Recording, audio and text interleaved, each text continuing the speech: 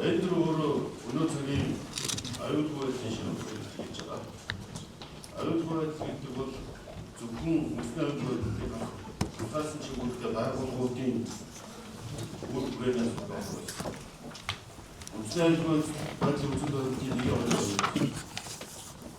무슨 아유토에 그 둘이 아까 주고 그때 그 일찍 무슨 아유토에 딱 이렇게 문제들 한 같이 아이들한테 갖고 대해서 없어서 이 무엇들이 도착했습니다. 그러니 함께 시간에 우리도 무슨 수능 기술을 시작하고 무슨 박사도 우리 우리도 또 무슨 이렇게 와서 요거랑 다시 주고가 지스고 작업을 그랬는데 무슨 수능 기술을 시작하고 너긴 어떻게 저렇게 네. 또 대우차서 변호들이 이렇게 누군 기술을 합쳤잖아. 이거 дэлхийн нэг журам бидэнд ямар бодол бий болж байгаа. Хоёрдугаар энэ нөхцөл сорилтыг сөрөг дархлаа болох үндэсний сүрэн төлөвлөх чадвар нэгдвэл Монгол гэж шүү. За гуравдугаар шинэ үеийн олон хэмжээс дайны хэлбэр буюу когнитив дайн буюу хүний ойлголт, итгэл, үнэмшил, сэтгэл санаа шийдвэр гаргалтанд чиглэсэн шинэ төрлийн нөлөөллийн үйл ажиллагаа хэрэгжиж байна. Энэ бид яаж анхаарах ёстой?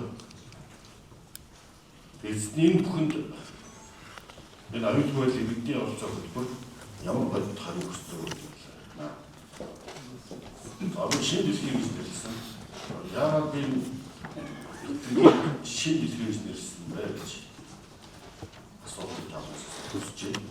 Тэгэхээр дэлхийн бол нэг төрлийн хоёр төрөлтэй одоо социализм, капитализм гэж хоёр бодлоо хоёр төрөлтэй үедээ бол харьцангуй тэмцвэртэй зөрчилдөнтэй бол тэмцвэртэй байгаас гадарч байна. Олон төрөлтэй болох юм бол дайн байлдаан зөрчилдөөн гарцаагүй гэж олон улсын харилцааны үздэг. Энэ бол газар зүйн бодит байдлаар буюу реализмаар тодорхойлогдно гэж үздэг. Өнөөдөр бол яг ийм зүйл болж байна. Дэлхийд одоо нэг жанжиг хамаалагчдын төлөвлөлт байхаар болцсон.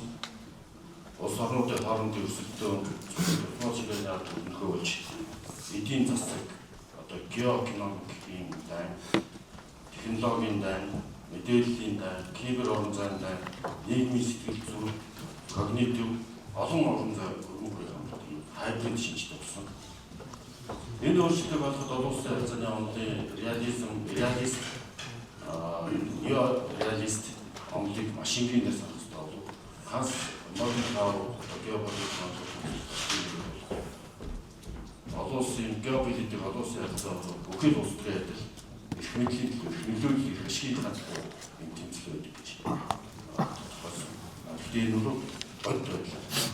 Газар зүйн бодит байдал. Бодит байдал тодорхойлдог байсан бол өнөөдөр маш олон хэмжээс болж байна. Энийг юу реализм гэж. Харин Кенед уулзвал олон улсын системд нэг төвийн захирч байхгүй. Учраас улс орн өөртөө найдаж шаардлагатай. Харин Джон Шайнер бол илүү хатгалж том өрнүүд бол зөвхөн хамгаалах зогсохгүй өөрийн нөлөөллийн хүс өөрийнхөө хүчлээр тэлж явах хэрэгтэй. Ийм чадхтай байх хэрэгтэй. Олон жаргал хүчээр нөлөөлж газар нутгаар тэлж явах хэрэгтэй. Ийм нэрмжтэй гэж тодорхойлсон. Эдгээрийг нэг үйлдвэрээр хэлбэл олон улсын харилцаанд сайн санаа хэрэгтэй. Гэхдээ сайн санаа хамгаалах бодит чадвар, бодит реалист санаа байхгүй бол хүч байхгүй бол улс имзэг болдог гэсэн. Энд бол Харвард Маккандрын их газрын хэмжээнд болох юм зүйл. Маккандр бол Евразийн дэлхийн эзний бол Евразийн эзний зөвхөн газрын Хартланд теори гэдэг нь зөвхөн газрын эзэн гэж тодорхойлсон. Өөрөөр хэлбэл газрын зүрхийг эзэмшиж байгаа Евразийн эзэмшиж байгаа. Яг энэ зөвхөн газрыг үзүүлэхээр одоо зүүн Европ, Украины тань гэж холбоотой юм шиг гэж харагдана. Тэр үед төмөр замын газрын хүчийг тодорхойлдог байсан бол өнөөдөр бол дараа нь далайн өрн болох гэж одоо хөрөнгө онгоцууд нисэх хэмжээний хөрөнгө онгоцууд чинь авлууд гэж далайн нөлөөллөөс их газрын хэмжээ өрсөлдөд. Шинэ дэлхийн гэдэг нэр томьёо бол Монрогийн доктринаас ашиглаж байгаа. Ерөөсөө тэр төмөр замыг эзэмшиж байгаа улс хүч хэрэг байдаг байсан бол тийм учраас нарийн өнгөн царин дээр төмөр замын төмөр зам тэгвэл одоо хоцрогдоод хоцрогдож байгаа одоо мэдээллийн сүлжээ бүгд хиймэл оюун квант тооцоолол хийдэр онцой талай биш орон зай гэж сансрыг гэж байна. Энэ сүргэлтөөний орон зайг одоо энэ уран зохиолч газар ус агаар зэрэг далайн зэрэг тэмцэн зэрэг сансрын орон зай гэдэг байсан бол технологи өсрөх үүсвэр хийбэр орон зай мэдээж сэтгэл орон зай гэж байдаг шинэ болоод Монгол улсууд энэ зурагт оролцсон. Өөрөөр шинэ дэлхийн университет бас бичиж байгаа. Монголын дэвтрийн бол Америк шинэ дэлхий хөгшин Европ одоо Old World гэдэг хуучин дэлхий хөгшин Европ шинэ залуу арчилсан Америкт Америк өөрөөр Европын колоничлыг зогсоосон болохоор Америкийн зам Америкийн дэлхийч Монгол сенатад төвшүүлсэн үзсэн Монголын дэлхий. За энэ бол өнөөдөр бол Венесуэлийг тусгай ажиллагаа явуулсан Монголын дэлхийс ингэж тэгэхээр дэлхийн олон толгойд одоо бүх зүйлүүдээс энэ бүх холбоосуудыг асууж байгаа. За Монгол улсуудын Евразийн газрын төв хоёр хөршин гол хөршин болтой далаас хүч стратеги энэ бааштай боломж намайг хөдөлгөөн хийдэг боломж олох тест дагуулдаг. За дэлхийн эдийн засгийн глобал эслийн тайлан дээр 24-25 оны нэг намын эсэл бол мэдээллийн дай мис информашн худал мэдээлэл тарах. За дээр нь одоо химэл оюун ухаанаар удирдсан сошиал медиа нийгмийн сүлжээ тохиолдсон. Энэ 26 оны нэг намын эсэл бол Geoeconomic Confrontation буюу одоо геоэдийн засгийн сөргөлтөн болж. Геоэдийн засаг гэдэг шинэ нэр томьёо бол одоо эдийн засгийг зэвсэгжүүлж weaponize гэдэг одоо энэ эдийн засгийг зэвсэг болгож ашиглаж байгаа. Одоо хэлбэр энэ дотор дөрвөн хэлбэрт хамгаалж нэгдүгээр эрчим хүчний нөлөө. Одоо Pearl Harbor-ыг сувд эргийг Япон хүмүүсттэй Индонезиэс шатхан одоо нефтийн юу тасалдуулах зорилго бас авч ирсэн юм лээ. Сая Венесуэлийг дэлхийн газрын төсний 1 номер 303 тэрбум газрын төсний нөөцтэй улсад нөлөөлөд байгаад дараа нь Ираны дэлхийн 3 дахь газрын төсний нөөц Иран, Сауди Араби хоёрт байдаг баг. Ингээд үндсэндээ орон зай холбоотой дэлхийн эрчим хүчний хямралд автаж үндсэндээ хятад, Аз твийн улс орнуудын эрчим хүчний хямрал эдийн засгийн сөргөлтөнд гол зэвсгийг одоо эрчим хүчний зэвсэг болгож шилжиж байна гэж. Энэ бол үндсэндээ Ираны эсрэг дамж биш. Том тарал энэ эдийн засгийн конфронташн гэж. Энэ үндүүд одоо эрчим хүчний үнэлгээгээр ямар байдалтай болж байна. За хоёрдугаарт энэ semiconductor буюу одоо хас дамжуулагч. За гуравт нь критикал чухал металлууд. За дөрөвт одоо AI. Энэ салбарууд бол эдийн засгийн өрсөлдөөний гол чиглэлүүд болж эдийн засгийн геоэдийн засгийн гол салбар болсон. Энийг бол дэлхийн эдийн засгийн форумын глобал эсийн тайлбар болсон гэж хэлээд болж байгаа. За энэ дотор бидний хамгийн анхаарах ёстой бол сүүлийн жилүүдэд мэдээллийн сөрөг урсгал зориудаар төөрөгдүүлсэн мэдээлэл нийгмийн туушрал өдөөн хатгалт төр иргэний хоорондох зөрчлийг дэвших нь дэлхийн ойрын хугацааны хамгийн том эсрэгүүдийн нэгт болсон байна. Сүүлийн 3 жилд. Та бүхэн хараарай. Министерийн тухай ажиллагааны өмнө тэр мэдээллийн дай өгсөн төрсгийнхаа сэтгэлгүй болоод Иранд бас юу боллоо. Мэдээллийн төлөвлөлт ажиллагааны бас төдийлөн гараад энэ хамгаална гэх. Энэ бүхэн бол дандаа мэдээллийн төдийгүй хүний тарих хувийн нөлөөлж байгаа. Тэр шашны улсын хүртэл тарих хувийн нөлөөлж байгаа. Төрийнхөөс хандлагыг нэмэгдүүлж дэвэргэж энэ Чингис хааны үеч гэсэн сүүнзийн дайснамын дөрвөн мэддэг номлолын хүрээнд гэсэн явж ирсэн. Энэ одоо яг орчин үеийн нийслэлийн хамгийн том бүлмээ болчих. Ингэж бүх системд нөлөөлж байна. Энэ бол одоо зөвхөн хор зөвлөгөөн дээр ярьдаг сэдв биш үү? асуудал биш. Монгол улсад ч гэсэн томоохон дэд үтсийн төсөл, гадаадын хөрөнгө оруулалт, уул уурхай, эрчим хүч, сонгуул, шүүх, авилга, төрийн албан зэрэг сэдвүүдээр мэдээллийн орчин ямар хэмжээнд багтдаг болоо таарч байна. Энэ дотор гадны оршилдоо оролцоо байхгүй үзлүүнээр асар гиннээр найдаж байна. Энэ учраас энэ мэдээлэл системтэй зохион байгуулалтаар хүний 52% төлөөлөх хэмжээнд алгоритм зохиогдсон. Украин бол Ари Даймонд гэдэг дэлхийн эрдэмтдийн олон улсын оюутан байдлын чухал асуудлаар бас яриа хэлцээ хийгээд бас энэ Монголын залуучуудад захируу хэмжээнд ажиллаж байгаа технологийн гигант компаниуд одоо Google-ийн ерөнхий инженер, AI-ийн Apple, Meta гэх дандаа том инженерүүд Монгол залуучууд. Тэр бүх залуучуудаа үзлээ брендинг гэж гэдэг юм хийх. Дэлхийн ерөөсөө хамгийн үнэтэй баялаг бол хүн хөгжсөн бүх улсуудад хүнээ хөгжүүлсэн. Харин брэнд буюу одоо ийм чадварлаг залуучуудаа гадагшаа авч байгаа брэнд гэдэг авиас талантуудыг гадагшаа авах. Энийг ашигласан 4-5 улсыг судлаад энэ дотор бид брэнд трейнинг болгож одоо трейнинг хийж хөгжүүлсэн улсууд Япон, Шинзагов, брэнд гейм болгосон улсууд Австрали, Азийн улсууд өөрсдөө талантуудыг гадаас авчирч. За харин энэ бол брэнд линк гэж буюу энэ зөвхөн энэ дэлхийд гарсан энэ авиасуудаа буцааж холбож хэмтгтэй холбодог ийм систем. Брэнд циркуляшн бол хятадын хийж байгаа хүмүүсээр гадагш яваад гадаж цацдаг юм системүүдийг бол тарих авиасаа хөгжүүлж байгаа. Энэ дөрвөн хөгжиж байгаа улсууд одоо дэлхийн топ 10 эдийн засгийн дөрөвт нь орж байгаа улсууд Япон, Хятад, эдгээр энэ дөрвөн улс гэж. Тэгэхээр бид нар бас гадаад байгаа залуучуудаа энэ брэнд линк гэж гэдэг юм хийх ийм хамт ярьсан. Тэгэхэд энэ одоо химэл оюутныг бол хөгжүүлж байгаа залуучууд гэж хэлдэг. Бид өөрсдөө контрол чадахгүй ч хамгийн гол айдас хүн шиг сэтгэж эхлэх яах вэ гэж. Одоо generative AI-нууд бол өөрөө хөгжүүлээд байгаа учраас дуршиж бариад байнга одоо та нар анализ байж болохгүй, айсангаар ялгуулж болохгүй ч гэдэг юм гэж хэлж яахгүй бол өөрөж сургаад байдаг. Мартаад байдаг. Нэг заасан юм ахи заасан гэж ууралт болоод байна. Олох сэтгэл сумааргүй биш байна. Химэл оюутан. Нойл гэж үзэж болохгүй. Хүн шиг болно гэж найдаж байна.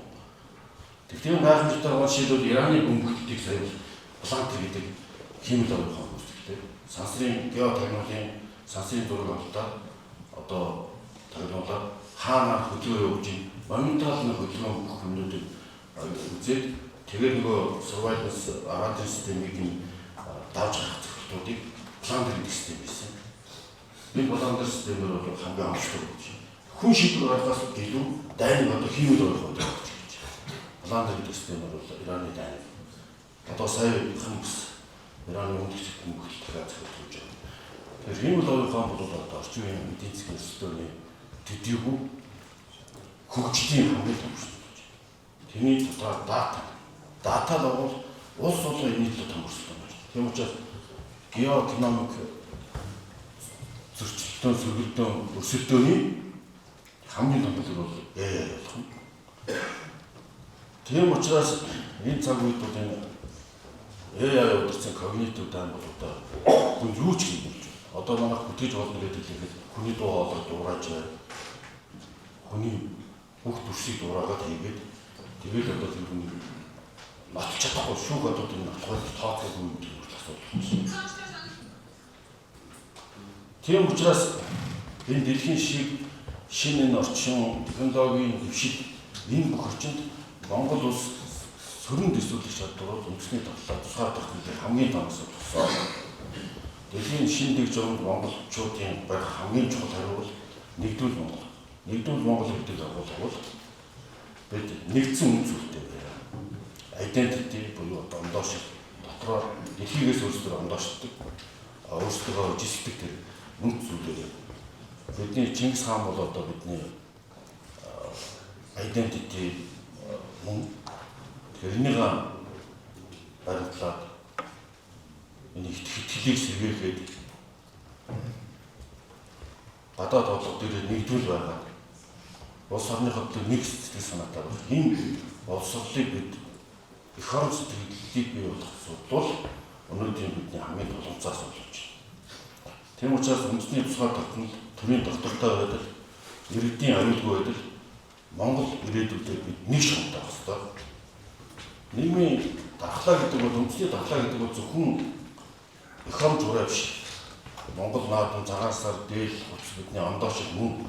Гэхдээ энэ бидний үн зүйлээс илэрх гадна бид бус соёлын үг бидний зүрх сэтгэлд хангалттай мэдээллийн орон зайд гадны тасалтгүй нөлөөлөл бидний ирээдүйг хүмүүжүүлж байгаа гэж бодохоор ямар их өөрчлөлт орж байгааг бид өөрсдөө төсөж байгаа. Бидний сургуульд орж байгаа сор хүчиг хичээл зааж байгаа түүх судар бидрээ бүрэн судалж авч байгаа. Ингэж итгэлцэл судрах үед нийгмийн сөрөг капитал өсдөг. Системийн хэлээр хэлбэл нийгмийн энтропи буюу одоо зэгцгүй байдал, үд итгэлцэл, эмх замраагүй байдал гэдэг. Энэ эмх замраагүй байдлын дүнгээр мараалын үндэстэн төрөлтэй. Мараалын суур 6 зарчим гэж байдаг. Ясвартгуун байдал бүгд уналтанд орох нийгэм мараалын ялцалд орвол улс үндэстний оршин тогтноход зөвлөөр үлээж байна. Хүмүүс ийм хэлбэрээр энтропи эмх замраагүй байдал бий болоод ирэхээр дал тохироо хариуцлагагүй байдал, авилга ирсэн. Ийм эрсдэл гэдэг. Учир нь хүмүүс төрдөө, хуульдаа, шүүхтэй, шодрор өрсөлдөөн дээр тихэ болох тусам албан ёсны дүрм биш, хууль биш, танил тал, арын хаалга, дал тохироо, авилга бүлэглэлээр асуудал шийдэх сэтэл юм гэдэг. Ингэж сөрөг капитал хөрвүүлэхэд авилга зөвхөн хов хүний ёс зүйн алдаа биш, харин нийгмийн итгэлцлийн, эвдэрцлийн шинж тэмдэг болж тодордог. Монгол улсад бол энэ авилга бод асуудал болсон. Олон улсын үндэстнүүдэд ч гэсэн төрийн салбарт авилгын төсөөлөл өндөр эрсдэлтэй нөлөө сүйдээ бүжирч байгаа юм шиг хандлага болж байна. Энэ хамгийн аюултай энтропи болж байна. Гэхдээ энэ асуудлыг ярихдаа хоёр туушаалаас зайлсхийх хэрэгтэй. Нэгдүгээр бүхний гадны нөлөөж найдаж байна. Мэдээж одоо неореализм буюу геополитикийн шинэ реалист бодлого бол дэлхийн улс орн болгон нөлөөлөд байгаа. Сайхан бусны төрийн өндөрлөгүүдийн дэлхийн дамжуулалтыг үзүүлсэн нөлөөлийн төсөв байгаа тогтооцсон байна. Ийм учраас бид бол бүгдийг гадагшаад гэж биш дотоод алдаа хариуцлагагүй институцийн судалгаудаа бүрдээд байна гэж байна. Хоёрдугаар бүхний зөвхөн дотоод асуудал гэж хараад энэ сул талыг гадны нөлөөлөлд ашиглах боломжтой гэсэн. Хоёр толгойн гэрээ олон жилийн маргаан нь стратегийн ач холбогдолтой гэрээд тойрсон их ашиг хууль мэдээлэл улс төрийн давхар ахцад ямар төвхтэй байдал үүсдгийг харсан бодж шийдэж байна. Нүүрсний хулгайн бодж энэ цаана босол гадаадын компаниуд орцоо билүүлж байгаа. Тэмдэглээс болж байгаа. Тэгэхээр энэ аюулгүй байдлын асуудал болж байна. Ийм учраас дотоод сул тал байгаа газарт гадны нөлөө амархан үлддэг. Итгэлцэл сул мэдээллийн орчин өгөх байгууллагын хоорондоо уялдаагүй иргэд төрдөө итгэлгүй байх болох тусам гадны болон дотоодын зохион байгуулалтын нөлөөлөл илүү гүн гүнзгий. Тэгэхээр албатай тэмцэх гэдэг нь зөвхөн гэмт хэрэгтэй тэмцэх гэж байгаа асуудал биш.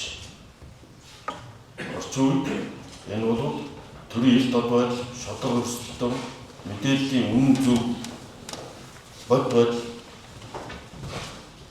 өнөөдөр бидний ярьж байгаа аюулгүй бидний оролцоо гэдэг сэдвтэй шалгуулна.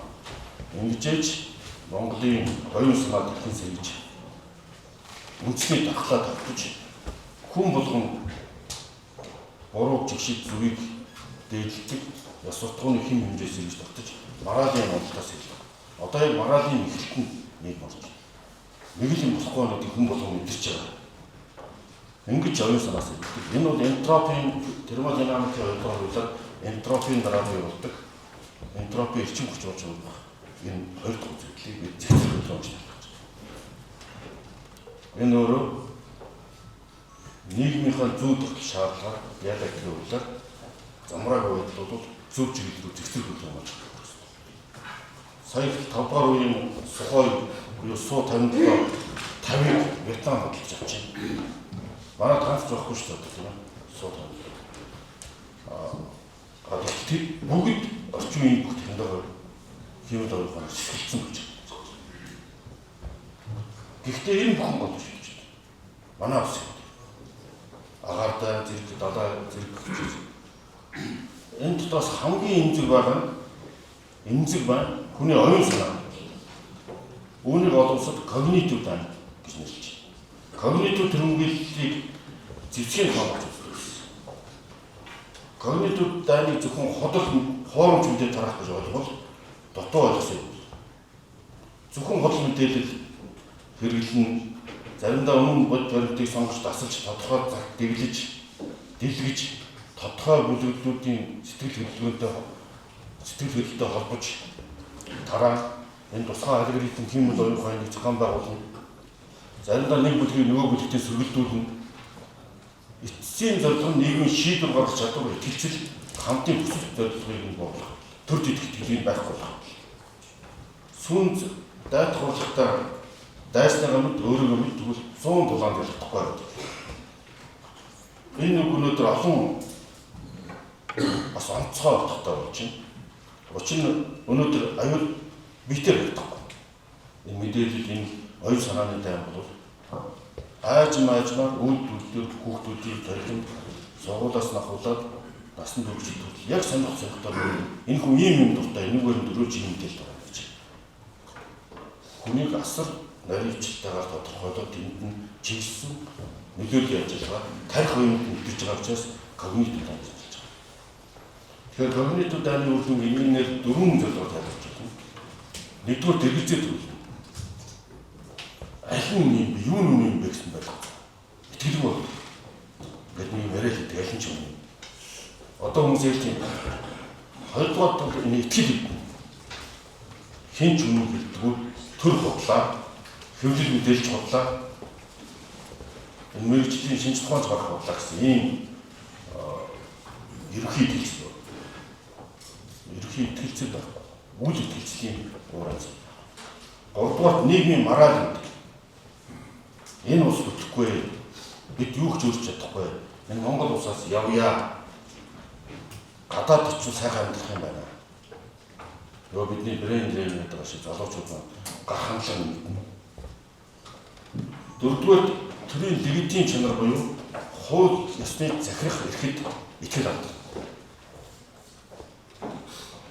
Энэ дөрөв дундаас нийгмийн моралийг унах хамгийн хор нөлөөт.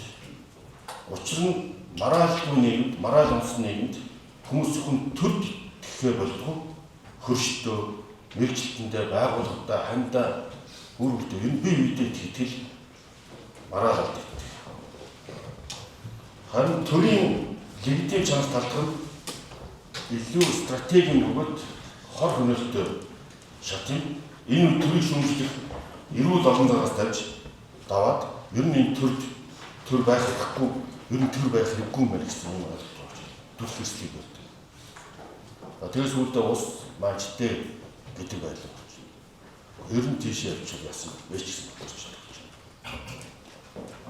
Энэ нэг зүйлийг бас тэгтээ маш тоодох хэрэгтэй. Төрийг шүүмжлэх нь өөрөө аюул биш. Ханаа арчсан нийгэмд шүүмжил заашгүй гэдэг. Иргэдтэй дархлаагүй явуулж хийсүү гооромж мэдээд итгэдэггүй ийм бодохтой болдог усны сүнс биш. Бодит шүүмжил бол шийдэл рүү явдаг. Харин когнитив нөлөөлөл бол итгэлийг бүрэн суустах, хамтын хүсэл зорилгыг унтраах төрийн холбоот ажиллах зорилготой байдаг. За ингээд энэ дээр дөрвөн хүн жишээ дурдчихъя. Швед улс бол яг энэ бодлоор сэтгэл зүйн хамгаалтын байгууллага байгуулж нээлттэй юм арчилсан улс үзэл бодлын явган үндэсний тухай тогтмол хамгаалахыг мэдээллийн нөлөөлөл хийснийг бодлогыг баримтлах болсон. За Финлянд улс иргэдэд хуурамч мэдээлэл авах чадваргүй сэтгэл зүйн талаас улсын суулгах боловсролыг багаас нагаснаас нь олох ийм ажлыг. За Сингапурын Total Defense гэдэг бүх нийтийн хамгаалтын стратегид цэрэг, иргэний хамгаалалт, эдийн засаг, нийгэм, дижитал сэтгэл зүйн хамгаалтын зах системийг болгосон. Финляндийн Psychological Defense Agency гэж байна. Энэ жишээнүүд байна.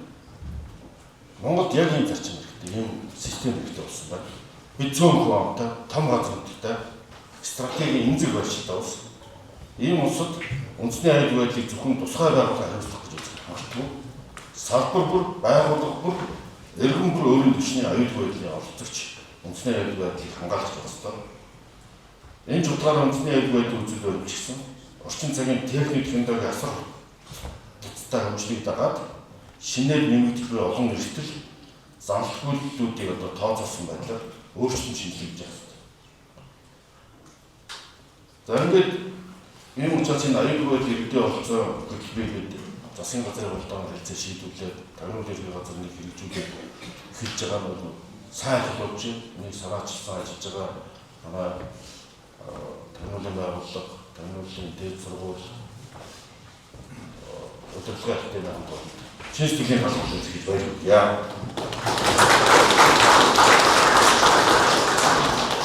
Энэ үедээ иргэдийг айлгах, нийгмийг хэрэгжүүлэх, эсвэл хүн бүрийг сэжигтэй болгох биш юм шүү. Харин иргэн бүрийг мэдээлэлтэй, хариуцлагатай, бэлэн байдалтай, нийгмийнхээ төлөө оролцоотой болох тийм ажил. Мэдлэгтэй иргэн айдас татдаг, мэдлэгтэй иргэн худал мэдээ татдаг, их сурвалжаа шалгадаг иргэн хуурамч мэдээлэл итгэхгүй, хэрсүү төлөвшсөн их хамж иргэний төлөвшүүлэх юм үндэстэй болдог. Энэ хүрээнд салбар салбарын мэргэжлүүд та бүхний үүрэг оролцоо маш их юм. Багш хүүхдэд мэдээлэл шүүх чадвар болгож, сэтгүүлч баримтаа шалгаж, их сурвалжаа шалгаж, төрийн албаар жилдээ хариуцлагатай ажиллаж, бизнес эрхлэгч кибер болон өвчлөлийн эрсдлээ, датагийн эрсдлээ хамгаалж, орон нутгийн удирдлага хэрэгтэй тайван, ойлгомжтой баталгаатай мэдээлэл өгнө. Энэ бүхний дэд Монголын үндэсний дархлаа болно. Пакс Монголико гэж түүхэнд нэрлэгддэг үе байсан. Төвийн гол сургамж нь монголчуудын хүч зөвхөн цэрэгтэй байгаагүй, гол нь зохион байгуулалт, сахилга бод, мэдээлэл дамжуулах хурд, өөртөө стратегийн сэтгэлгээр хамгийн гол нь дотоод ир нэгдэлтэй байсан байна. Ингээ өөрчлөж байгаа дэлхийн хувьд бидний хүлээхгүй, геополитикийн энэ хүүтэлд бол хайр сэтгэлгүй, шатрын хөлөгдөр шиг хүүтэн тооцоолоор улс орнууд нөлөөллөө хаана яаж өргөжүүлэх вэ тухай бодож дэлхийд яран өрсөлдөн газар авсан байна. Сүүнзийн үгээр хэлбэл өөрийгөө мэдэж өрсөлдөгчөө мэдсэн цагт 100 солилтоос айхгүй, харин өөрийгөө мэдэхгүй, эрсдлээ танихгүй, бас бусдыг судлахгүй болвол жинхнээсээ бас үндэстэн хамгийн жижиг дөрвөлдөж системийн хямрал болж дөрвж болчихсон. Энийг Непалч хэлдэг байсан. Тиймээс өнөөдөр дийлдэлийн гол санаа бол санааны нэг бол Монголын аюулгүй байдлын шин дархлаа бол мэдлэгтэй иргэн, хариуцлагатай төр, бэлэн байдалтай салбарууд, итгэлцэлтэй нийгэм, нэгдмэл үндэстэн болохын төлөө зэгцэр хөдөлгөөн өрнөх ёстой. Хүн болго өөрсдөө зэгцлэж, муухай санаагаа хайж, зөв тал руугаа явах зэгцэр хөдөлгөөн гэж байгаа. Ингээ аюулгүй байдал иргэдийн оролцоо хөтөлбөр бол энэ замын эхлэл юм. Тэд харагч байх уу, оролцогч байх уу гэсэн сонголт юм байна. Миний итгэл бол монголчууд бүгдээрээ оролцож байх ёстой. Өөрийн улсын аюулгүй байдалд, мэдээллийн дархлаанд, төр иргэний итгэлцэлд, ирээдүйн доктортой хөгжилд хүн бүр оролцож байх ёстой. Төр иргэн хамтын хүчээр аюулгүй байдлаа анхаарал тавьсан баярлалаа.